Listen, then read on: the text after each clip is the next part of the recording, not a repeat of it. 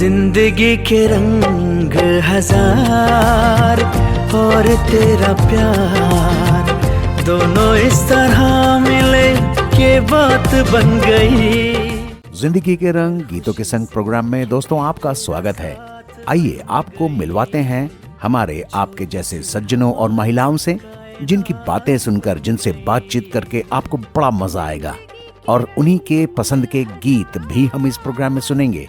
तो चलिए शुरू करते हैं इस प्रोग्राम को।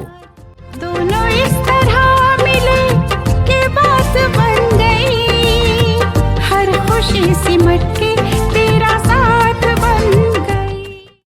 नमस्कार श्रोताओं, आप सुन रहे हैं कार्यक्रम जिंदगी के रंग गीतों के संग, और आज के शो में हम धन और संपदा की बात करेंगे। इसलिए इस शो का रंग है सुनहरा या गोल्डन। मैं आपका दोस्त आलोक कुमार हमेशा की तरह आपसे मुखातिब हूँ। आज के इस स्पेशल प्रोग्राम में हमारे साथ एक ऐसी शख्सियत मौजूद है जिनका अनुभव, नॉलेज और ग्राउंड लेवल अंडरस्टैंडिंग तीनों ही अपने आप में इंस्पायरिंग है। हमारे आज के गेस्ट हैं श्री संजीव गुप्ता, एक सीजन प्रोफेशनल, ट्रेनर और एक सब्जेक्ट मैटर एक्सपर्ट, जिनके पास 27 वर्षों से भी ज़्यादा का रिच कॉर्पोरेट एक्सपीरियंस है। उन्होंने 14,000 से ज़्यादा प्रोफेशनल्स को ट्रेन किया है और फाइनेंशियल लिटरेसी व इन्वेस्टर अवेयरनेस के क्षेत्र में उनका योगदान नेशनली रिकग्नाइज्ड है। आज की बातचीत में हम समझेंगे पिछले 30 वर्षों में इन्वेस्टमेंट लैंडस्केप कैसे बदला, young professionals, mid career executive, senior citizens और होम मेकर्स के लिए सही फाइनेंशियल प्लानिंग क्या हो सकती है, हाई रिटर्न स्कीम्स के झांसे से कैसे बचा जाए। आइए बिना देर किए स्वागत करते हैं हमारे गेस्ट श्री संजीव गुप्ता जी का। Welcome to the show Sanjeev Gupta ji. Sir बहुत बहुत धन्यवाद, और आज के कार्यक्रम में मैं अपने सभी श्रोताओं का अभिनंदन करता हूं और जय श्री राम के साथ में मैं सभी को शुभकामनाएं देता हूं। चलिए संजीव जी, शुरुआत से ही शुरुआत करते हैं। आपकी इस जर्नी की शुरुआत से बातचीत शुरू करते हैं। इतनी डाइवर्स और रिच प्रोफेशनल जर्नी के बाद सबसे पहला सवाल यही है कि आपके कैरियर की शुरुआत में सेल्स, मार्केटिंग और बाद में फाइनेंस और ट्रेनिंग की ओर आपका रुझान कैसे बना, क्या हुआ, कैसे ये शुरुआत हुई? सर चूंकि मैं एक ऐसे माइंडसेट से आता हूं जहां मैंने ये समझा कि हमारी बहुत सारी समस्याओं का जो कारण होता है वो लगभग पैसा होता है। पैसे के आधार पर हमारे संबंध बनते बिगड़ते हैं, हमारा जो जीवन है वो अच्छा चल रहा है या नहीं चल रहा है, वो सारी चीजें बहुत कुछ धन के ऊपर डिपेंड करती हैं जी। तो जब मैंने अपना कैरियर सेल्स और मार्केटिंग में प्रारंभ किया तो मुझे लगा कि लोगों में फाइनेंशियल अवेयरनेस की बहुत कमी है, और जो दुनिया के दूसरे विकसित देश हैं वहां पर जो फाइनेंशियल लिटरेसी है और फाइनेंशियल जागरूकता है वो ज्यादा है। तो जब मैंने बीएससी करना स्टार्ट किया तभी मैंने खुद अपने ऊपर उन सारी चीजों की प्रयोग किए, और जो ट्यूशन वगैरह मैंने पढ़ाए उस पैसे का मैंने शुरू से इन्वेस्टमेंट खुद अपने आप से करना स्टार्ट किया। तो वहां से फिर सेल्स और मार्केटिंग से मेरा फाइनेंशियल ट्रेनिंग की ओर झुकाव प्रारंभ हुआ। ओके, अच्छा, आप आईआईएम लखनऊ के भी एल्यूमनाई हैं, के साथ आपने वहाँ रिसर्च वर्क में हजारों गांवों का एक्सपोजर रहा। ग्रास रूट एक्सपीरियंस ने इंडिया और इंडियन इकोनॉमी के देखने का आपका नज़रिया कैसे बदला, कि और थोड़ा हमें ये डिटेल में बताइए कि किस तरह से आपको गांव में जाना पड़ा, या क्या है कोई ऐसा कोई प्रोजेक्ट आपने लिया था जिसमें आपने गांव में जाके सारा ही काम किया आईआईएम लखनऊ के तहत? जी, आईआईएम लखनऊ मैंने 1998-99 में ज्वाइन किया। और वहां पर हम रिसर्च का काम करते थे, जो बेसिकली वर्ल्ड बैंक और गवर्नमेंट ऑफ इंडिया के जो प्रोजेक्ट्स होते हैं अवेयरनेस के और रूरल डेवलपमेंट के, तो उनकी मॉनिटरिंग और इवैल्यूएशन का काम हमने वहां पर 6 साल तक किया। उसमें हमने रिसर्च किया। तो उसकी मॉनिटरिंग और इवैल्यूएशन के लिए हम गांव के एक प्राथमिक जो किसान है जिसके पास में मात्र 2 बीघा 4 बीघा जमीन है, वहां से लेकर हम district magistrate, commissioner, district agriculture officer, district horticulture officers, fisheries, इन सब से हमारी मुलाकात होती थी। ओके। कि भारत सरकार और वर्ल्ड बैंक के जो पैसा खर्च हो रहा है, चाहे उनको डेमोन्स्ट्रेशंस दिए जा रहे हैं, तो उनके जो रिजल्ट्स आ रहे हैं या उनसे जो अवेयरनेस विकसित हो रही है, हाँ, उसका क्या रिजल्ट रहेगा और भारत की इकोनॉमी के ऊपर आने वाले वर्षों में उसका क्या प्रभाव पड़ेगा। तो अच्छा। इसके लिए हम गांव भी जाते थे और तहसील भी जाते थे और डिफरेंट सेंट्रल गवर्नमेंट और जो स्टेट गवर्नमेंट है उनके बड़े बड़े अधिकारियों से भी हमारी मुलाकात होती थी। ओके। अच्छा, तो एक तरह से आपको इस इवैल्यूएशन में या जो भी आपने प्रोजेक्ट वर्क किया है, इसमें आपको ग्रास रूट का बहुत अनुभव मिल गया वहाँ, हर तरह के लेवल जी पे, गांव के किसान से लेकर और जो सरकारी मशीनरी है वहाँ तक का। वंडरफुल, बिल्कुल। That's great. तो आपके इस प्रोजेक्ट वर्क के नाम पे और इतना जिस तरह से आपने ग्रास रूट पे काम किया है, इसके नाम पे हम संजीवी रुक के एक अच्छा सा गाना सुन लेते हैं, फिर आगे इस कंटिन्यू शुरू करते हैं हम इसको। बिल्कुल सर। चांद खिला वो तारे हंसे, ये रात अजब मतवारी है, समझने वाले समझ गए हैं, ना समझे वो अनाड़ी है। वो चांद खिला वो तारे हंसे, ये रात अजब मतवारी है, समझने वाले समझ गए हैं, ना समझे वो अनाड़ी है। वो चांद खिला वो तारे हंसे, ये रात अजब मतवारी है।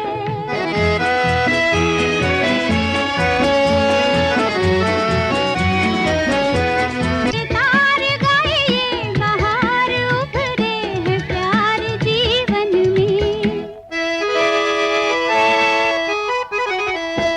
वो चांद खिला वो तारे हंसे, ये रात अजब मतवारी है, समझने वाले समझ गए हैं, ना समझे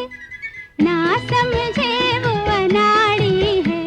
वो चांद खिला वो तारे हंसे, ये रात अजब मतवारी है।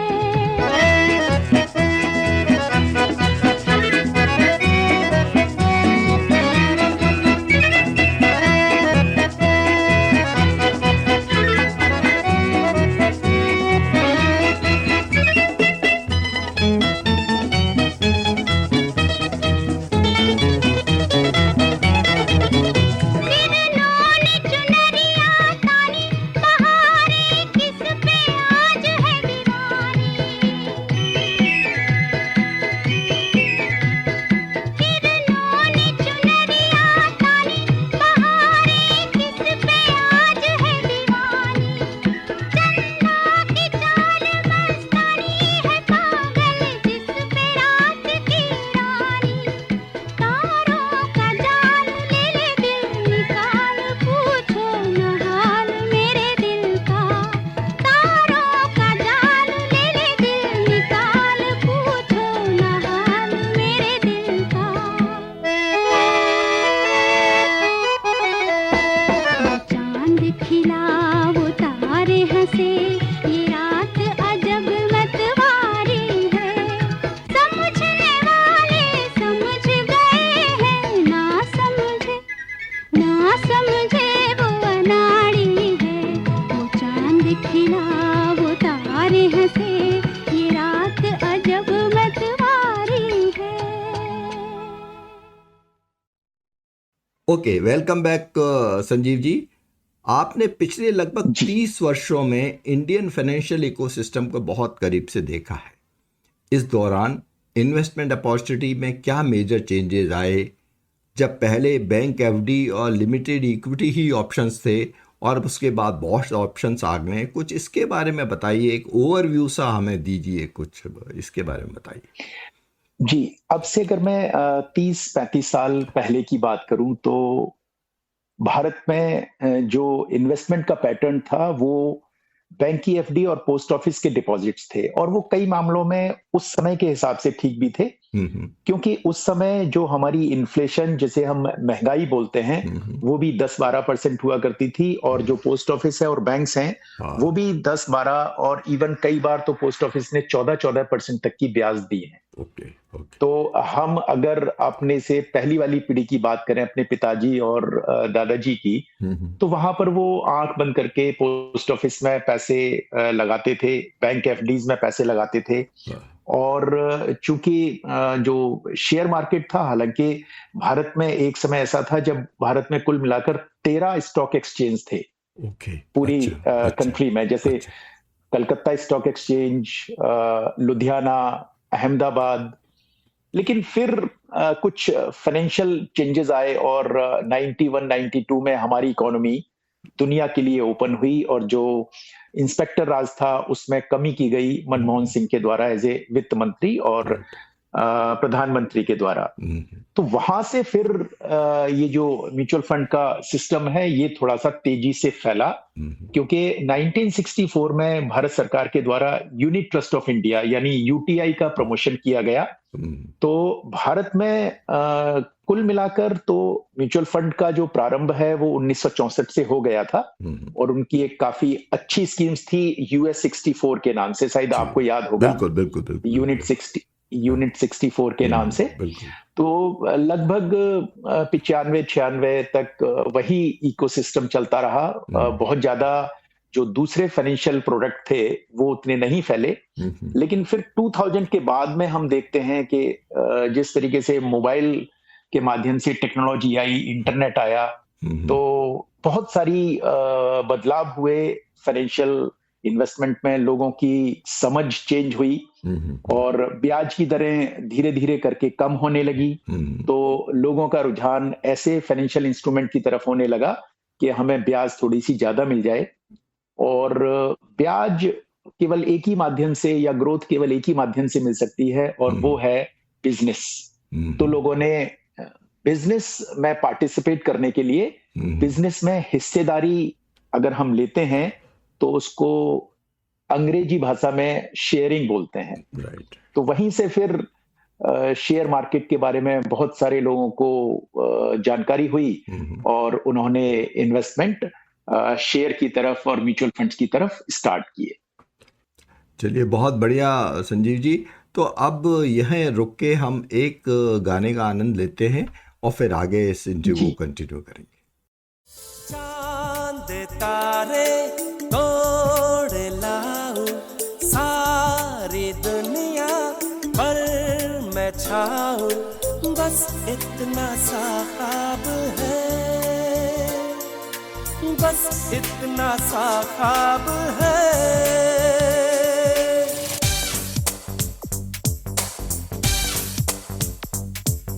चांद तारे तोड़ लाऊं सारी दुनिया पर मैं छाऊं, बस इतना सा ख्वाब है, बस इतना सा ख्वाब है।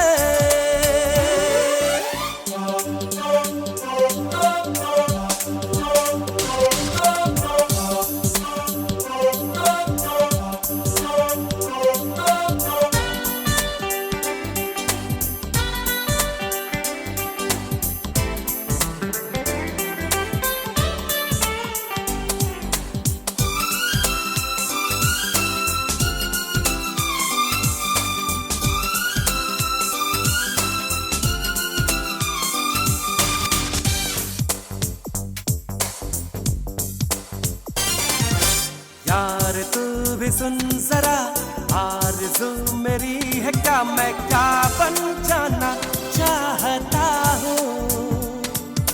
मैं कहाँ खराब हूँ, मैं तो लाजवाब हूँ, मैं ये मनवाना चाहता हूँ। मान जा ऐ खुदा, कितनी सी है दुआ, मैं बन जाऊँ सबसे बड़ा, मैं बन जाऊँ सबसे बड़ा। मेरे पीछे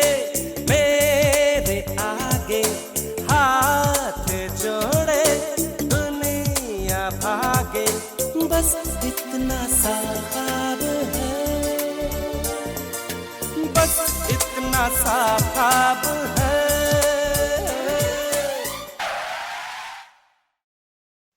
हाँ संजीव जी, अब हम आते हैं एक निटिग्रिटी की तरफ, एक अंदर की तरफ से बात करते हैं आपसे कि आज जैसे एक यंग कॉर्पोरेट एम्प्लॉय है जिसकी एनुअल इनकम से 10 से 12 लाख है, उसके पास कई तरह के इन्वेस्टमेंट ऑप्शंस हैं, इक्विटी है, म्यूचुअल फंड्स हैं, इंश्योरेंस है।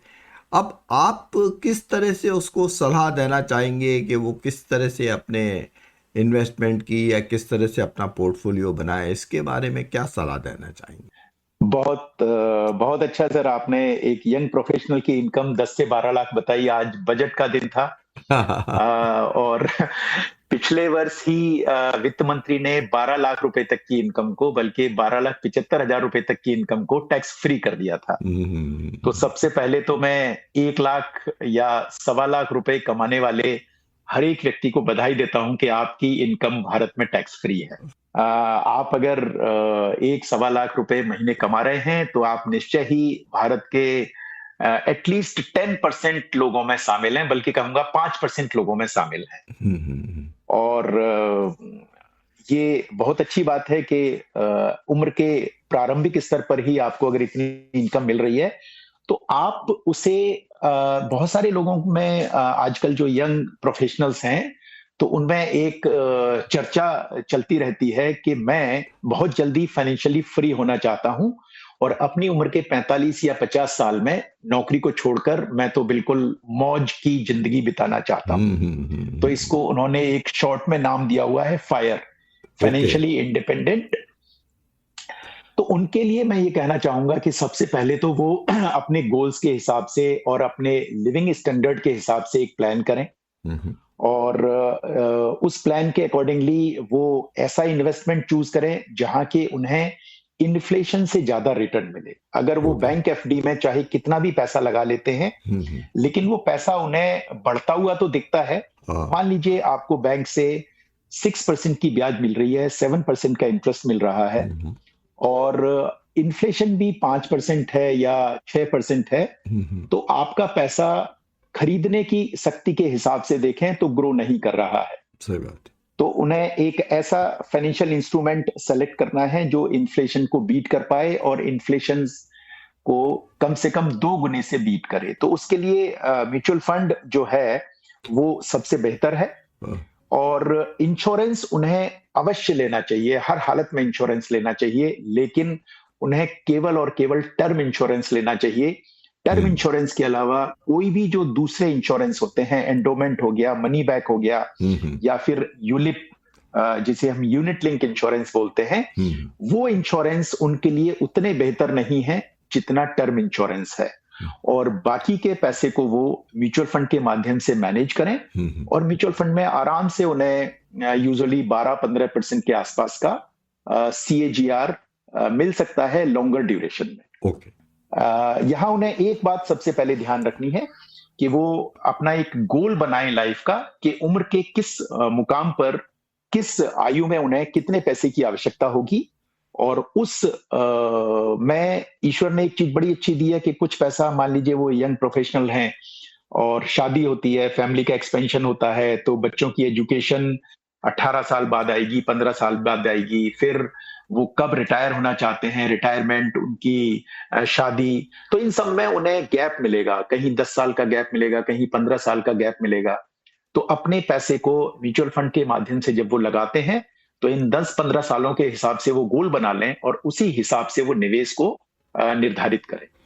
नहीं, अब थोड़ा सा मुझे ये बताइए, जैसे मान लो कि फर्ज करो शुरू में फैमिली बढ़ेगी तो उसको बच्चों की पढ़ाई के लिए पैसा चाहिएगा, फिर एक स्टेज पे जाएगी हायर एजुकेशन के लिए पैसा चाहिएगा बच्चों का, फिर एक गाड़ी भी वो खरीदना चाहेगा, फिर वो मकान भी एक लेना चाहेगा। तो इस सब के बीच में किस तरह से उसको प्लानिंग करनी चाहिए? क्या एक म्यूचुअल फंड के ऊपर ही उसको डिपेंडेंट रहना चाहिए या कुछ और सोचना चाहिए? बहुत अच्छा प्रश्न किया आपने। बहुत सारे लोगों में ये भ्रम है कि क्या मैं सारा पैसा म्यूचुअल फंड में ही लगा सकता हूं? यस, आप सारा पैसा म्यूचुअल फंड में लगा सकते हैं, क्योंकि म्यूचुअल फंड अपने आप में एक प्रोडक्ट नहीं है, बल्कि ये एक सारे फाइनेंशियल इंस्ट्रूमेंट की बास्केट है। आप सोचते हैं कि मुझे पैसा शेयर में लगाना चाहिए, तो इक्विटी म्यूचुअल फंड है। आप सोचते हैं कि मुझे पैसा बैंक एफडी या कंपनी एफडी में लगाना है, तो डेट म्यूचुअल फंड है, या जिनको हम कॉर्पोरेट एफडी के फंड होते हैं। तो ये बात हो गई बैंक एफडी की और शेयर की। फिर अगर उन्हें पैसा गोल्ड में लगाना है तो गोल्ड के म्यूचुअल फंड अवेलेबल हैं। अगर उन्हें पैसा रियल एस्टेट में लगाना है तो रियल एस्टेट के रिट्स अवेलेबल हैं। तो ले देकर अगर मैं अक्रॉस दी ग्लोब में बात करूं तो हमारे पास में रियल एस्टेट है, गोल्ड है, सिल्वर है। अभी आपने गोल्ड देखा कि गोल्ड और सिल्वर कहां तक भाग गया। अब अगर हम गोल्ड और सिल्वर फिजिकल मोड में लेते हैं तो उसमें सबसे पहले तो बात आती है उसकी प्योरिटी की, कि हम जो 100% के पैसे दे रहे हैं तो उतना हमें गोल्ड प्योर मिल रहा है कि नहीं मिल रहा है। दूसरी बात आती है उसकी फिर सुरक्षा की, कि हम उसको सुरक्षित कैसे रख पाएंगे, उसके लिए लॉकर बाय करते हैं। सही बात। फिर जब उसने रिटर्न दे दिया तो फिर हम अगर उसे बेचने के लिए जाते हैं तो सुनार हो सकता है खरीदने से मना कर दे, क्योंकि गोल्ड या सिल्वर के प्राइसेस बहुत हायर हैं। राइट। तो आपने प्रश्न किया कि क्या मुझे केवल म्यूचुअल फंड में पैसे लगाने चाहिए? यस, आप जो है म्यूचुअल फंड के माध्यम से गोल्ड भी ले सकते हैं, सिल्वर भी ले सकते हैं, रियल एस्टेट में भी इन्वेस्टमेंट कर सकते हैं, एफडी में भी इन्वेस्टमेंट कर सकते हैं, शेयर में भी इन्वेस्टमेंट कर सकते हैं। तो मैं आपके जो श्रोता हैं उनके माध्यम से पूरे भारतवर्ष को कहना चाहूंगा कि म्यूचुअल फंड के माध्यम से आप कोई भी फाइनेंशियल प्रोडक्ट बाय कर सकते हैं और आप सारा धन म्यूचुअल फंड में लगा सकते हैं। ब्यूटीफुल।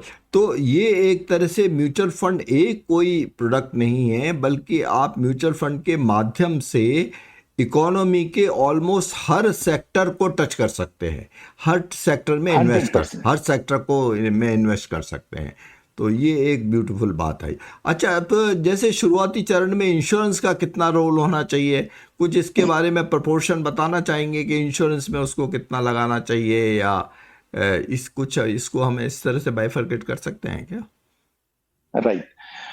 इंश्योरेंस का अगर हम अपनी लाइफ में रोल देखें तो ये इन्वेस्टमेंट से पहले आता है, लेकिन हमें इंश्योरेंस को इन्वेस्टमेंट से बिल्कुल अलग रखना चाहिए।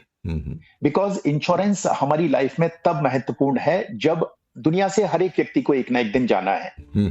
अब समस्या तब आती है जब कोई व्यक्ति अपनी जो सामाजिक जिम्मेदारी है उसको पूरा करने से पहले उसकी मृत्यु हो जाती है, तो इंश्योरेंस हमारी लाइफ की पिक्चर में आता है। बिल्कुल सही बात। तो इंश्योरेंस का मतलब ये हुआ कि अगर मैंने कहीं छोटा सा पैसा लगाया है और मेरी मृत्यु हो जाती है तो परिवार को उसके बदले में इतना पैसा मिल जाए कि परिवार की जो वित्तीय जिम्मेदारियां हैं वो आसानी से पूरी हो सकें। भारत में ये दुर्भाग्य है कि चाहे मैं LIC की बात करूं या फिर 2000 के बाद में आने वाली जो दूसरी प्राइवेट कंपनियां हैं, उन सब ने इंश्योरेंस को कभी भी इंश्योरेंस के रूप में बेचने की ना तो कोशिश की और ना लोगों को समझाने की कोशिश की। आज की तारीख में भी अगर हम देखें तो भारत में बहुत सारे लोग इंश्योरेंस लेने के नाम पर एंडोमेंट प्रोडक्ट लेते हैं या फिर मनी बैक लेते हैं या यूलिप लेते हैं, जो कि हमारी इंश्योरेंस की वास्तविक जरूरत को पूरा नहीं करता है, जबकि उसकी कीमत बहुत ज्यादा होती है और इंश्योरेंस की जो क्वांटिटी होती है उसमें वो दिए गए पैसे के बदले में लगभग 10 गुनी 11 गुनी के आसपास ही होती है।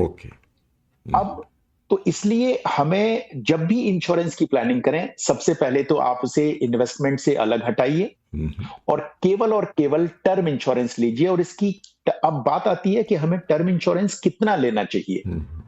तो मेरी हमेशा कोशिश ये रहती है कि हम जो भी एक बात करें वो लेमैन की समझ में आए, एक आम भारतीय की समझ में आए। तो उसकी जो कैलकुलेशन है बड़ी ही आसान है। मान लीजिए मेरे परिवार में हर महीने का खर्चा 50,000 रुपए महीना मैं खर्च करता हूं अपने लिविंग स्टैंडर्ड के ऊपर। तो जितना मैं खर्च करता हूं हर महीने, उस खर्च में मुझे 200 का गुणा करना है, 200 का मल्टीप्लिकेशन करना है। ओके। तो अगर मान लीजिए मैंने 50,000 रुपए में 200 का मल्टीप्लिकेशन किया तो उसका उत्तर आएगा 1 करोड़ रुपए। यानी अगर मेरे परिवार का खर्चा हर महीने का 50,000 रुपए है तो मुझे 1 करोड़ का टर्म इंश्योरेंस लेना चाहिए। ओके। अब मान लीजिए मेरी डेथ हो जाती है तो मेरे परिवार को अगर सारी चीजें ठीक हैं तो 1 महीने के अंदर अंदर मुझे मेरे परिवार को नॉमिनी को 1 करोड़ रुपए मिल जाएंगे। ओके। अब हम भारत में आज की तारीख में देखें तो 6% की ब्याज यूजुअली हर बैंक भी देता है और बाकी की जगहों से मिल जाएगी। तो 1 करोड़ का 6% हुआ 6 लाख रुपए। ओके। अगर मैं 6 लाख रुपए को 12 से डिवाइड करता हूं तो मेरे परिवार को हर महीने 50,000 रुपए मिलते रहेंगे। और 1 करोड़ के इंश्योरेंस की कीमत अगर मैं यंग कपल के रेफरेंस में बात करूं तो ज्यादा से ज्यादा 20,000 रुपए प्रति वर्ष आएगी अधिकतम। और वो भी 15-20 साल देने के बाद में वो प्रीमियम भी बंद हो जाएगा और इंश्योरेंस कवर 85 साल तक चलता रहेगा। ओके। ओके। तो जी ना नहीं, ये बहुत ब्यूटीफुली आपने एक्सप्लेन किया और इस तरह से बिल्कुल एग्जांपल देके जो बताया है बहुत बढ़िया। तो इंश्योरेंस को भी और टर्म इंश्योरेंस आप रिकमेंड करते हैं? मतलब बिल्कुल 100%। टर्म इंश्योरेंस के अलावा जितने भी दूसरे इंश्योरेंस हैं वो इंश्योरेंस बेचने वाली कंपनी के काम के हैं या फिर जो एजेंट या जो ब्रोकर जो इंश्योरेंस बेच रहा है वो उसके काम का है। और टर्म इंश्योरेंस हर एक व्यक्ति के काम का है। तो हमेशा हमारी प्राथमिकता हर लेवल पर टर्म इंश्योरेंस लेने की होनी चाहिए जिसकी कीमत बहुत कम है। और अगर कोई भी दुर्घटना होती है, कोई भी मृत्यु होती है तो परिवार को 100 गुना 150 गुना पैसा मिलेगा जो कि उसके वास्तविक रूप में काम आएगा। चलिए, बहुत बढ़िया, मजा आ गया सुन के सारी बात।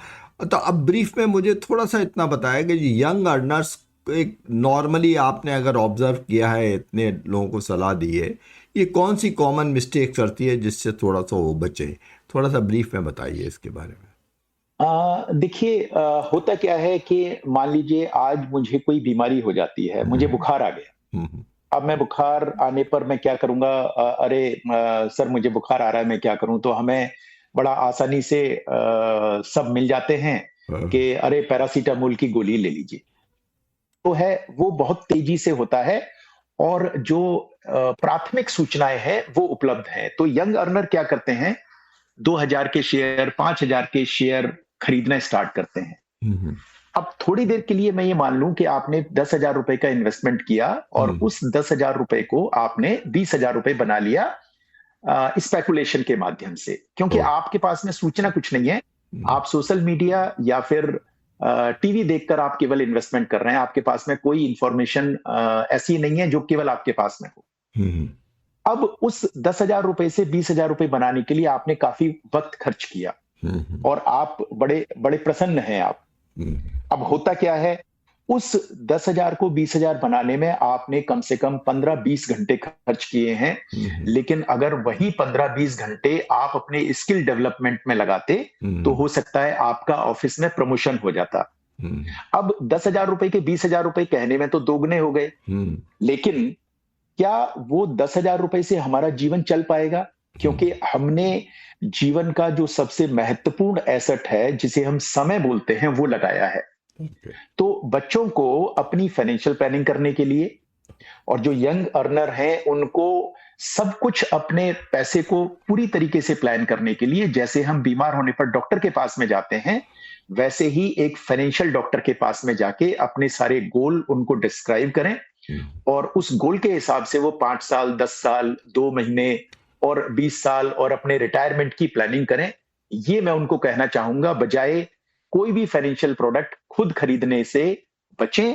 और क्योंकि हर एक प्रोडक्ट के अपने रिस्क होते हैं और कोई भी प्रोडक्ट खराब नहीं होता है, लेकिन अगर उसकी पूरी हमें जानकारी नहीं है तो वो प्रोडक्ट हमें नुकसान पहुंचा सकता है। जैसे दवाइयों के केस में होता है कि एंटीबायोटिक लोग ले लेते हैं और कई लोग उनको एलर्जी कर जाती है और फिर बाद में पता पड़ा कि उनको हॉस्पिटल में इलाज कराना पड़ता है। तो यही फाइनेंशियल सेक्टर में भी होता है। नहीं, बहुत बार मतलब whatever decision they take it should be a well informed decision और एक एक्सपर्ट की सहायता से अगर ये डिसीजन लेते हैं तो वो ज़्यादा बेहतर रहेगा उनके लिए। बिल्कुल सही। जी इम्पल्सिव कुछ नहीं करना चाहिए। चलिए, तो इसी इम्पल्सिव बाइंग की तरफ स्पेकुलेशन के नाम पे रुक के हम एक गाने के लिए रुक जाते हैं, गाने का आनंद लेते हैं।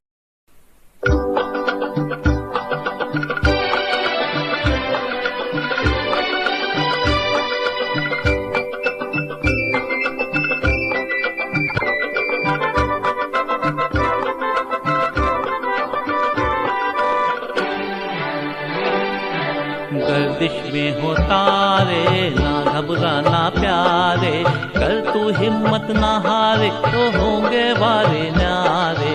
गर्दिश में हो तारे, ना घबराना प्यारे, कर तू हिम्मत ना हारे, तो होंगे वारे न्यारे। गर्दिश में हो तारे, ना घबराना प्यारे।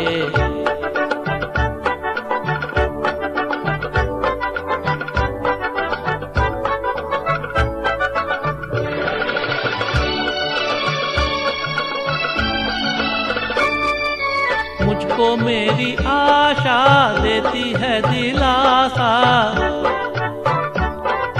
मुझको मेरी आशा देती है दिलासा। आएंगी बाहर चली जाएंगी फिजा, ओ आसमां ये नीला नीला करे है इशारे।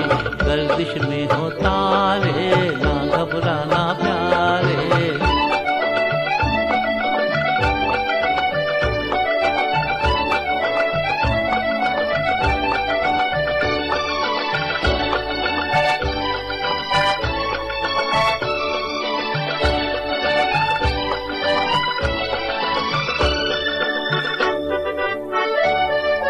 दुनिया है सराए, रहने को हम आए। दुनिया है सराए, रहने को हम आए। आए हैं तो हंसी खुशी रह ले तो यहाँ। वो सूरमा है जिंदगी जो कांटों में गुजारे। गर्दिश में हो तारे, ना घबराना प्यारे।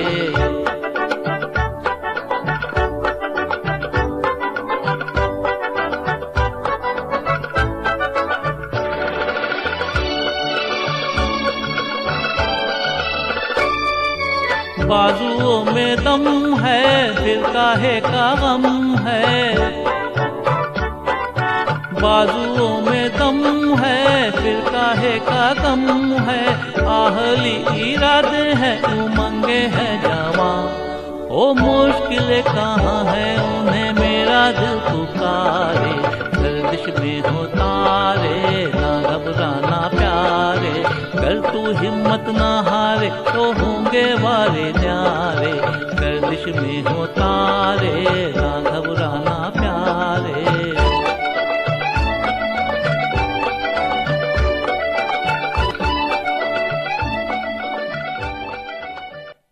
तो वेलकम बैक संजीव जी। अब एक सवाल मैं थोड़ा सा एक 50 साल के एग्जीक्यूटिव से रिलेटेड पूछना चाहता हूँ। एक 50 साल के एग्जीक्यूटिव पर बच्चों की एजुकेशन और मैरिज जैसी रिस्पॉन्सिबिलिटीज होती हैं, तो इस स्टेज पर इन्वेस्टमेंट स्ट्रेटजी में क्या बदलाव जरूरी है? अगर एक मिड टर्म एग्जीक्यूटिव है कोई, उसके बारे में। मिड टर्म, देखिए आपने सर 50 साल के एक व्यक्ति की बात करी, तो कई मामलों में तो हो सकता है कि वो अपनी पारिवारिक जो जिम्मेदारी है, बच्चों की शिक्षा और शादी, हो सकता है उनके पूरा कर चुके हों। लेकिन जिस तरीके से आजकल जो माहौल चल रहा है कि बच्चे थोड़ी लेट शादी कर रहे हैं, और ऐसे माता पिता आपको बहुत कम मिलेंगे जहां 50 साल की उम्र में वो अपने बच्चों की शादी कर चुके होंगे। और मेरे अपने व्यक्तिगत विचार में ये बड़ा गलत ट्रेंड है। बच्चों को सही उम्र पर शादी करनी चाहिए। तो यहाँ पर क्या है कि जो 50 साल के 50-55 के आसपास के जो लोग हैं, पति पत्नी हैं, परिवार हैं, उनके पास में पैसा तो होगा। अब हो सकता है 2-3 साल के बाद में उन्हें शादी करनी है बच्चों की, या फिर कोई दूसरी आवश्यकता है। ज्यादातर लोग आजकल 50 साल की उम्र तक अपना घर तो बना लेते हैं और गाड़ी भी ले लेते हैं, जो हमारा सोशियो इकोनॉमिक सिनेरियो आज की डेट में चल रहा है। मैं एक आम शहरी की बात कर रहा हूँ। बिल्कुल सही बात कर रहे हैं। लेकिन रिटायरमेंट की प्लानिंग बहुत सारी स्टडी हुई हैं। जो दूसरी फाइनेंशियल कंपनियां हैं उन्होंने ये देखा है कि अभी भी 50 साल तक एक आम भारतीय रिटायरमेंट की प्लानिंग नहीं कर रहा है। और हम ये कहें कि जिन्होंने 2004 के बाद में सरकारी नौकरी भी ज्वाइन की है उनको भी पेंशन नहीं मिलेगी। तो सबसे पहले तो हमें जो 50 साल के, मेरी उम्र भी 50 और 52-53 के आसपास है, तो हमें अपनी रिटायरमेंट के हिसाब से थोड़ी सी प्लानिंग इमीडिएटली स्टार्ट करनी चाहिए, क्योंकि अब हमारे पास में समय कम बचा है। क्योंकि देखिए, हम सब भारतीय संस्कारों से प्रतिबद्ध हैं, लेकिन कभी कभी ऐसा भी होता है कि जो हमारे पुत्र हैं, जिनकी जिम्मेदारी है हमारे रिटायरमेंट के बाद में हमारी देखभाल करने की, कई बार ऐसी परिस्थितियां आती हैं कि वो हमारी देखभाल नहीं कर सकते। तो ये हमारी व्यक्तिगत और प्राथमिक जिम्मेदारी होनी चाहिए 50 साल के आसपास कि हम अपनी रिटायरमेंट की प्लानिंग करें, पैसे को इकट्ठा करें। और जब भी हम रिटायरमेंट होंगे तो म्यूचुअल फंड में एक कॉन्सेप्ट है या एक प्रोसेस है जिसे हम SWP बोलते हैं, सिस्टमेटिक विड्रॉवल प्लान। उसके माध्यम से हमें हर महीने पैसे मिलते रहेंगे और रिटायरमेंट के बाद भी हम अपना जो परिवार है उसे आराम से चला सकते हैं, और हमारा हाथ हमेशा अपने बच्चों को पैसे देने के लिए रहेगा, ना कि उनसे पैसे लेने के लिए रहेगा। क्योंकि हमारी जो माइंडसेट कह लीजिए या ईगो कह लीजिए कि मैं अपने बच्चे से अब पैसे क्यों मांगू, तो उन सारी परिस्थितियों से हमें नहीं निकलना पड़ेगा। तो जो भी हमारे श्रोता इस बातचीत को सुन रहे हैं, अगर उनकी उम्र 50 है या उनकी उम्र कुछ भी है, 40 साल भी है या 30 साल भी है, तो भी वो अपनी रिटायरमेंट की प्लानिंग अवश्य प्रारंभ कर दें। और ये सिस्टमेटिक विड्रॉल प्लान जो आपने बताया, ये उसके लिए बेहतर रहेगा। ये उसके लिए बेहतर होगा। जैसे हम SIP की बात करते हैं, SIP पैसे को इकट्ठा करने का एक प्रोसेस होता है, सिस्टमेटिक इन्वेस्टमेंट प्लान। राइट। और मान लीजिए हमने एक म्यूचुअल फंड में 1 करोड़ रुपए जमा कर दिए, तो हम अगले महीने से 75,000 रुपए उस म्यूचुअल फंड में से निकाल सकते हैं, और हमारा जो 1 करोड़ रुपया है वो भी ग्रो करता रहेगा। वो समय के साथ में 2 करोड़ बनेगा, 4 करोड़ बनेगा, 6 करोड़ बनेगा, और हमें 75,000 रुपए हर महीने मिलते रहेंगे। और वो पैसा किसी भी लॉक इन पीरियड में नहीं है, कभी भी हमें आवश्यकता होगी हम उसमें से ज्यादा पैसे भी निकाल सकते हैं। तो इस प्रक्रिया को हम SWP बोलते हैं। ठीक, ब्यूटीफुली एक्सप्लेन। लेकिन मुझे लग रहा है आपकी बात सुन के कि आपको एक मतलब आम शहरी के लिए जो एक फाइनेंस की दुनिया से नहीं है, तो उसके लिए एक एक्सपर्ट की राय इसमें ज़रूरी है, और सही एक्सपर्ट ढूंढना भी बहुत ज़रूरी है। आपकी बात बिल्कुल सर।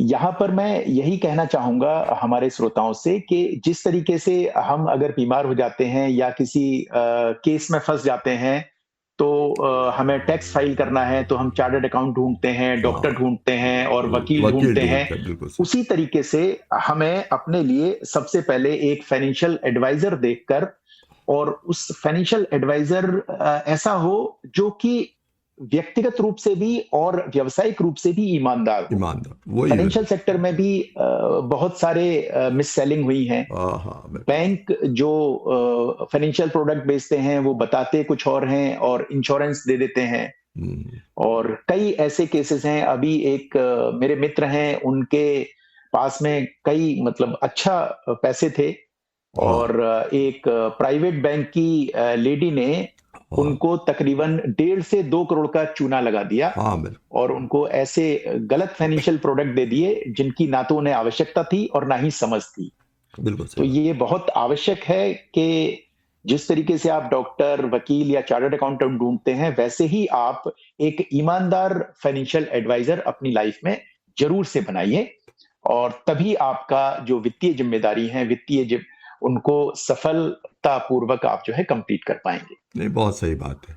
ये बात है, मेरे को ध्यान है बैंकों के अंदर भी टारगेट्स वगैरह होते हैं और वो इंश्योरेंस बेचते हैं, और जो भी क्लाइंट या कस्टमर अपना होता है, स्पेशली जो हमारे लोन लेने वाले हैं, उनको बेचते रहते हैं।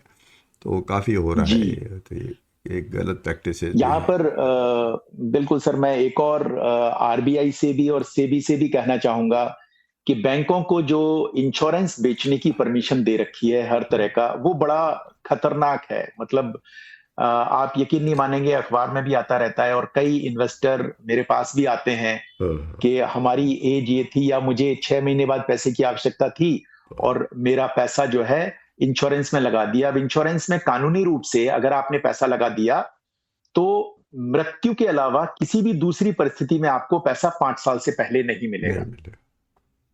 और मान लीजिए मेरे पास में आज मैंने जमीन बेची है बच्चे की शादी के लिए, और हाँ, मैं बैंक में गया तो बैंक वाले ने मेरे को 10 लाख का इंश्योरेंस दे दिया और मुझे 6 महीने के बाद आवश्यकता है पैसे की, पता पड़ा कि वो मेरा 10 लाख रुपए या 20 लाख रुपए 5 साल के लिए ब्लॉक हो गया। सही बात है। तो इसको हम मिस सेलिंग, और कभी कभी ऐसा भी मैंने देखा है कि जो बैंक के अधिकारी जो ये पॉलिसियां बेच रहे हैं उनको भी नॉलेज नहीं होती इन सारे कामों की, और कभी ये जानबूझकर और कभी कभी अनजाने में भी इस तरह की मिस सेलिंग हो रही है इंडिया में।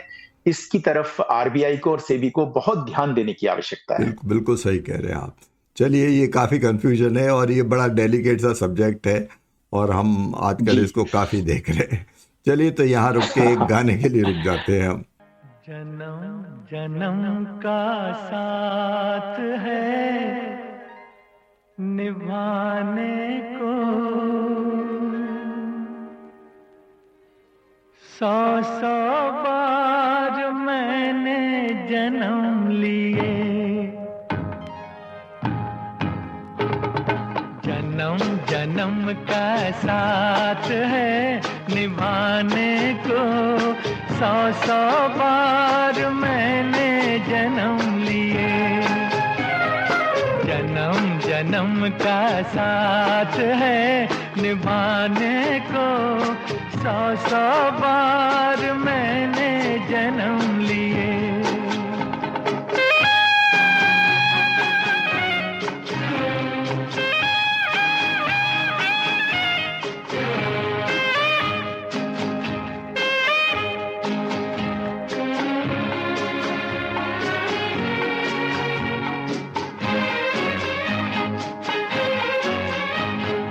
प्यार अमर है दुनिया में, प्यार कभी नहीं मरता है, प्यार अमर है दुनिया में, प्यार कभी नहीं मरता है, मौत बदन को आती है, रूह का जलवा रहता है, जन्म जन्म का साथ है निभाने को, 100 बार मैंने जन्म लिए, जन्म जन्म का साथ है निभाने को, 100 बार मैंने जन्म लिए।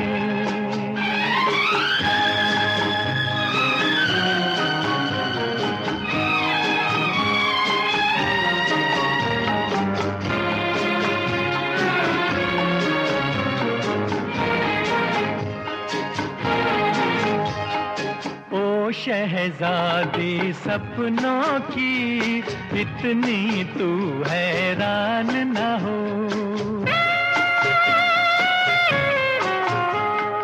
ओ शहजादी सपनों की इतनी तू हैरान न हो, मैं भी तेरा सपना हूँ, जान मुझे अनजान न हो, जन्म जन्म का साथ है निभाने को, 100 बार मैंने जन्म लिए, जन्म जन्म का साथ है निभाने को, 100 बार मैंने जन्म लिए।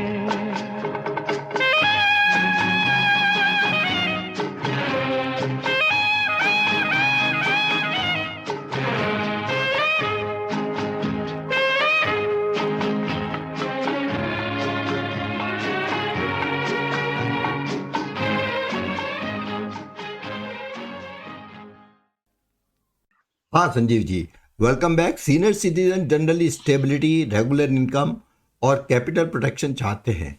आज के समय में उनके लिए कौन से इन्वेस्टमेंट ऑप्शंस बेहतर हो सकते हैं? हाँ, देखिए सर, मैं अपने श्रोताओं जो भी सबसे बुजुर्ग हैं उनको सबसे पहले प्रणाम करता हूं, और उनकी जो वित्तीय आवश्यकताएं हैं उनको मैं समझता हूं कि उन्हें एक तो पैसा समय पर चाहिए, और पैसा ऐसा होना चाहिए जो कि किसी भी इफ एंड बट में ऐसा ना हो कि अब नहीं आएगा। तो उनके लिए अभी हमने जो SWP की बात की वो होती है।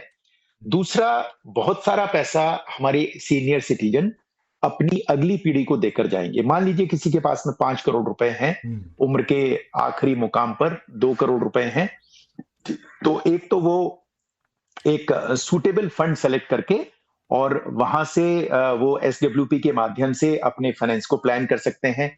दूसरा, अगर किसी के पास में केवल रियल एस्टेट है तो एक रिवर्स मॉर्गेज स्कीम होती है जो बैंकों के माध्यम से चलती है।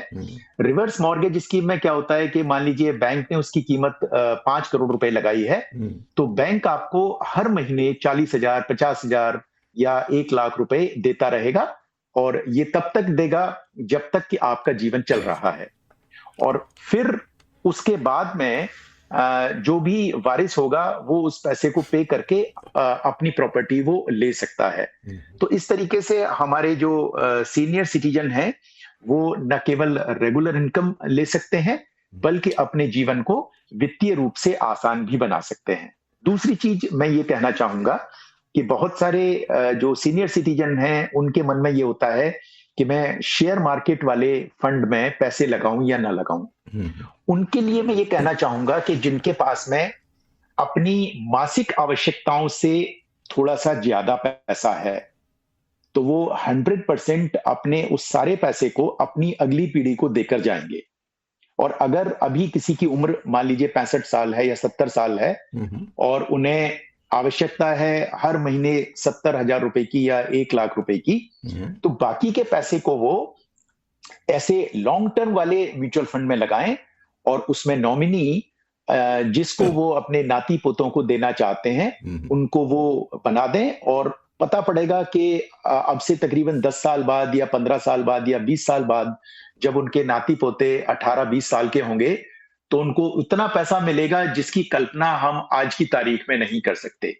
तो इस तरीके से हमें सीनियर सिटीजन के रूप में अपनी फाइनेंशियल प्लानिंग करनी चाहिए और आगे आने वाली पीढ़ी को हमें जो पैसा ज्यादा से ज्यादा मिल सके उसकी प्लानिंग करनी चाहिए, क्योंकि हम अगर FD में सारा पैसा रखेंगे तो आगे आने वाली पीढ़ी को हम बहुत ज्यादा पैसा देकर नहीं जा सकते। नहीं, ये बात आपने बहुत खूबसूरती से बता दी कि सीनियर सिटीजन भी म्यूचुअल फंड्स का रूट ले सकते हैं फॉर सरप्लस इनकम जो उनकी रिक्वायरमेंट से ऊपर है। अब इसमें हाउसवाइफ भी अब फाइनेंशियल डिसीजंस में एक्टिवली शामिल हो रही हैं, तो कम इनकम के बावजूद वो किस तरह से डिसिप्लिन तरीके से इन्वेस्टमेंट शुरू कर सकती हैं अगर छोटा मोटा वो करना चाहें तो उनकी सेविंग्स? बिल्कुल, देखिए सर, म्यूचुअल फंड के माध्यम से अगर आपको अपना फाइनेंस प्लान करना है तो आप 500 रुपए प्रति माह, मैं इसको दोबारा से रिपीट करता हूं, 500 रुपीज पर मंथ से आप अपनी इन्वेस्टमेंट की जर्नी को प्रारंभ कर सकते हैं। और आपको अगर कुछ भी, जो हाउसवाइफ हैं जो बहुत ज्यादा पढ़ी लिखी नहीं है और उनको उनकी नानी ने या उनकी दादी ने या उनकी मम्मी ने ये देखा है कि गोल्ड में पैसे लगाओ, तो वो गोल्ड को खरीदने के बजाय 500 रुपए का गोल्ड म्यूचुअल फंड हर महीने लेकर अपनी फाइनेंशियल जर्नी को स्टार्ट कर सकती हैं बड़े ही डिसिप्लिन तरीके से। और ये सारा पैसा उनके बैंक अकाउंट से निकल कर जाएगा। कभी भी उनकी आवश्यकता होगी उनको ये पैसा वापस मिल जाएगा। और उसमें बहुत ज्यादा नॉलेज की आवश्यकता नहीं है, केवल एक पैन कार्ड चाहिए और एक बैंक अकाउंट चाहिए, और उस बैंक अकाउंट से पैसे हर महीने आसानी से निकलते रहेंगे। और चूंकि आजकल स्मार्टफोन सभी के पास में होता है, तो कई ऐसे अच्छे एप्लीकेशन अवेलेबल हैं जहां कि वो अपने फंड की जो वैल्यूएशन है उसको भी वो हमेशा देखती रह सकती हैं लेकिन वो भी गोल बेस्ड फाइनेंशियल प्लानिंग करें कि ये पैसा मैं 5 साल के लिए लगाना चाहती हूँ, ये 2 साल के लिए या ये 10 साल के लिए। नहीं, तो इस तरीके से हमारे घर की जो गृहिणियां हैं वो अपनी घर की जिम्मेदारी के साथ साथ अपने वित्तीय जरूरतों को पूरा करने के लिए निवेश की जर्नी को बड़ी ही आसानी से 500 रुपए से प्रारंभ कर सकते नहीं, हैं। ये बात आपकी जमी मेरे को कि गोल्ड ईटीएफ या गोल्ड के म्यूचुअल फंड्स में अगर पैसा लगा दें या सिल्वर में लगा दें जी तो ये एक उनके लिए, और छोटे छोटे अमाउंट्स लगाती रहें, तो जो भी सेविंग हो उनकी पर्सनल वो लगाए तो बहुत अच्छा। तो चलिए, महिलाओं बिल्कुल। के नाम पे रुक के हम एक गाना सुन लेते हैं अच्छा सा, और फिर आगे बातचीत शुरू करते हैं। मुझको देखोगे जहाँ तक, मुझको पाओगे वहाँ तक, रास्तों से कारवां तक, इस जमीन से आसमां तक, मैं ही मैं हूँ, मैं ही मैं हूँ, दूसरा कोई नहीं। मुझको देखोगे जहाँ तक, मुझको पाओगे वहाँ तक, रास्तों से कारवां तक, इस जमीन से आसमां तक, ओ मैं ही मैं हूँ, मैं ही मैं हूँ, दूसरा कोई नहीं।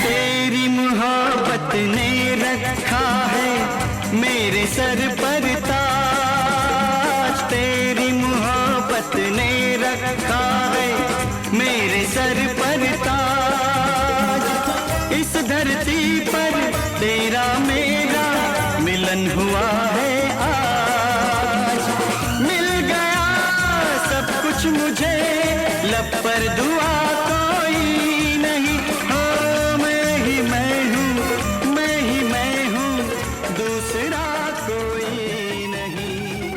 मुझको देखोगे जहाँ। अब संजीव जी, हम थोड़े से एक ट्रिकी मैटर पे आते हैं कि इतनी फाइनेंशियल लिटरेसी और अवेयरनेस फैलाने के बावजूद भी आजकल लोग चिट फंड्स और अनरियलिस्टिकली हाई रिटर्न देने वाली स्कीम्स के जाल में फंस जाते हैं। तो आपके अनुसार क्या वजह है और ये क्यों इतना ज़्यादा हो रहा है? रोज एक ना एक किस्सा सामने आता रहता है। देखिए सर, ईश्वर ने मानव को बनाया और ईश्वर के लिए मानव एक खिलौना है। तो उस खिलौने में उसने मस्तिष्क डाला है और उस मस्तिष्क में बहुत सारे बेसिक कैरेक्टरिस्टिक हैं और वो हर एक व्यक्ति के प्रारब्ध के हिसाब से अलग अलग हैं, जिसमें कि एक जो कैरेक्टरिस्टिक है मस्तिष्क का वो है लालच, लालच। भयंकर लालच। हम्म, दूसरा, हर एक व्यक्ति बहुत जल्दी से बहुत ज्यादा पैसे कमाना चाहता है। हम्म, तो वहां पर इतनी सारी अवेयरनेस होने के बावजूद वो जैसे ही उसके पास में कोई टेलीफोन आता है, आजकल क्या है कि किसी भी व्यक्ति से संपर्क करना भी बड़ा आसान है। आप एट रैंडम कोई भी नंबर मिलाइए, वो नंबर वहां पर मिल जाएगा और उसको थोड़ा सा आप लालच देंगे तो लालच देते ही वो जो है उसको बड़ा ध्यानपूर्वक सुनेगा और उन चिट फंड्स की स्कीम में फंस जाता है। तो आप देखिए कि, और इसमें केवल ऐसा नहीं है कि कोई अनपढ़ है वही फंस रहे हैं। अभी आपने कुछ दिन पहले देखा कि एक आईपीएस इंडियन पुलिस सर्विस से काम करने वाले व्यक्ति, चंडीगढ़ का व्यक्ति, उसने 8 करोड़ रुपए इस तरह के 8 करोड़ रुपए दे दिए और फिर उसने अपनी सर्विस रिवॉल्वर से आत्महत्या कर ली। हाँ, मैंने भी देखा सर। बिल्कुल। तो ये इसके पीछे केवल और केवल लालच है। मैं चाहे अपनी बात करूं, अपने बच्चों की बात करूं या मेरे जिन लोगों से मुलाकात होती है, मैं सबसे यही कहता हूं कि केवल और केवल मेहनत और ईमानदारी से कमाया गया पैसा ही आपके वास्तविक रूप में काम आएगा। किसी भी तरह के लालच में कि हम आपको 10 रुपए एक्स्ट्रा दे देंगे, पेटीएम पर आ जाइए, या फिर कहीं और से आपको लोन दिलवा देंगे हम कम रेट ऑफ इंटरेस्ट पर या बिना किसी रेट ऑफ इंटरेस्ट का, इस तरह के किसी भी लालच में आप इन्वॉल्व ही ना हो और फोन को तुरंत काट दें, और संभव हो सके तो नजदीक के थाने में सूचना दें कि इस नंबर से फोन आया है। अब सर, दुर्भाग्य की बात यह है कि ये बहुत सारे नंबर दूसरे देशों से फोन करते हैं, इंडियन सिम लेकर, मलेशिया से करते हैं, सिंगापुर से करते हैं, अफ्रीकन कंट्रीज से करते हैं। तो लोग जो है लालच की वजह से फंस जाते हैं। तो हम यहाँ पर हम और आप मिलकर फिर से लोगों से यही अपील करेंगे कि किसी भी लालच में ना फंसें और सही एडवाइजर देखकर। और अच्छा, एक और चीज है इसमें, जैसे मैं और आप मान लीजिए किसी व्यक्ति से बात करें तो बहुत सारे लोग अपने पैसे के बारे में खुलकर बात करना नहीं चाहते, लेकिन जैसे ही उनके पास में किसी एक्सपर्ट गिरोह के बंदे का फोन आता है, वो लालच में फंसकर और अपने सारे फाइनेंशियल्स उनको डिस्क्लोज कर देते हैं। बिल्कुल सही बात। अच्छा, एक और चीज है सर, इनका जो नेटवर्क है वो बड़ा स्ट्रांग है। मैंने देखा है कि कई ऐसे गिरोह जो काम कर रहे हैं, उनके पास में लिस्ट होती है कि अगले 3 महीने में किन किन डिपार्टमेंटों से कौन कौन लोग रिटायरमेंट होने वाले हैं। ओके। और उनके अकाउंट में 50 लाख रुपए और 1 करोड़ रुपए आएंगे। तो हम उन्हें किस तरीके से अपने जाल में फंसाकर और उस 50 लाख को या 1 करोड़ रुपए को निकालें, क्योंकि इसमें सीनियर सिटीजन भी बहुत फंस रहे हैं, बहुत। और वो अपने जीवन भर की कमाई दे देते हैं। तो मैं फिर से निवेदन करूंगा कि कृपया किसी भी गलत लालच में ना फंसें, और अगर कोई भी व्यक्ति आपको 15-20% से ज्यादा के रिटर्न का सब्जबाग दिखाता है तो उसे आउटराइटली डिक्लाइन कर दें। बहुत सही बात है संजीव जी। मैं तो क्या बताऊं आपको, हमारे अपने बैंक के एक चीफ मैनेजर साहब अपना जो भी रिटायरमेंट पे उनको फंड्स मिले थे वो सब गवा चुके थे इस सारे चक्कर। ऐसा हुआ। बिल्कुल सर, बहुत स्थिति बड़ी दुखद है, बहुत दुखद है और विकट है, दोनों ही बात है। संजीव जी, आपने हजारों प्रोफेशनल्स को ट्रेन किया है। अगर आपको हर इंडियन हाउस होल्ड के लिए एक फाइनेंशियल मंत्र कोई देना चाहे तो वो क्या होगा? अगर आप कोई एक फाइनेंशियल मंत्र देना चाहें तो वो क्या होगा? देखिए सर, हर एक व्यक्ति में पैसा अलग अलग रूप में अहमियत रखता है।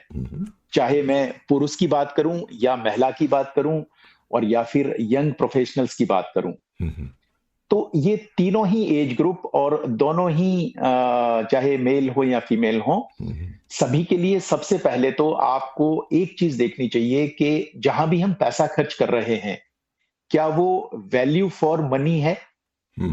अगर वो वैल्यू फॉर मनी है आपके जीवन में, तो आप वहां पर पैसा खर्च कीजिए। मेरे ख्याल में बहुत ही रेलेवेंट और सामयिक संदेश है। इनफैक्ट आज दोपहर में कहीं मैं चर्चा कर रहा था, और ये जो शादियों में जिस तरह का एक बिना किसी लिमिट के खर्चा हो रहा है, जिस तरह की शादियां हो रही हैं और एक दूसरे से जो एक तरह की हमारी प्रतियोगिता सी रहती, तो वो देख के तो बहुत ही दुख होता है।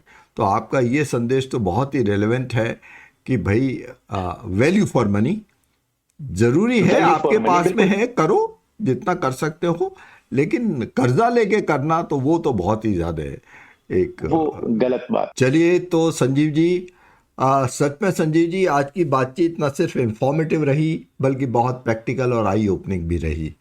आपने इन्वेस्टमेंट को सिर्फ रिटर्न्स के नज़रिए से नहीं बल्कि लाइफ गोल्स, रिस्पॉन्सिबिलिटी और डिसिप्लिन के कंटेक्स्ट में समझाया है। आज हमने जाना कि सही इन्वेस्टमेंट वही है जो आपकी उम्र, इनकम और गोल्स के हिसाब से हो। पेशेंस और कंसिस्टेंसी लॉन्ग टर्म वेल्थ की है, और most importantly guaranteed high return जैसी कोई चीज़ रियलिटी में नहीं होती। आपके अनुभव और इंसाइट्स हमारे लिसनर्स के लिए एक स्ट्रॉन्ग गाइडिंग लाइट की तरह हैं। थैंक यू संजीव जी, आपने हमारे लिए इतना समय निकाला, इतनी अच्छी बातें की, इतनी अच्छी सलाह दी, कुछ मॉरली भी और कुछ प्रैक्टिकल भी, दोनों बातें आपने बहुत अच्छी तरह से बताई। तो मैं आपका बहुत बहुत धन्यवाद और आभार यहाँ आने के लिए, हमसे जुड़ने के लिए। सर, आपका बहुत बहुत धन्यवाद और अभिनंदन कि आपने मुझे अपने इस कार्यक्रम में आमंत्रित किया। और अपने श्रोताओं को फाइनेंशियल प्लानिंग के बारे में बताने के लिए आपने भी इतनी मेहनत की, उसके लिए मैं आपका धन्यवाद करता हूं। और मैं बस यही कहना चाहूंगा कि हमारे जितने भी श्रोता इस बातचीत को सुनेंगे वो अपने जीवन की जो वित्तीय जिम्मेदारियां हैं उनको बहुत सुगमता से उनको पूरा करें, और भविष्य में उनको पैसे को लेकर कभी भी कोई भी दिक्कत ना आए, लिक्विडिटी हमेशा बनी रहे। ऐसा ही मेरा प्रभु श्री राम से निवेदन होगा। जय श्री राम। तो दोस्तों, मैं हूं आलोक कुमार। आपसे फिर मुलाकात होगी एक और इंसाइटफुल टॉपिक और इंस्पायरिंग गेस्ट के साथ। तब तक के लिए इन्वेस्ट वाइजली, स्टे इन्फॉर्म्ड और सेफ रहें। नमस्कार। जिंदगी के रंग हजार। दोस्तों, जिंदगी के रंग गीतों के संग के आज के इस प्रोग्राम में बस इतना ही। कल एक और नए सज्जन और महिला हमारे साथ हाजिर होंगे आपके लिए मजेदार बातें और गीत लेकर। सुनना न भूलिएगा। छोटी सी हमारी कायनात बन गई।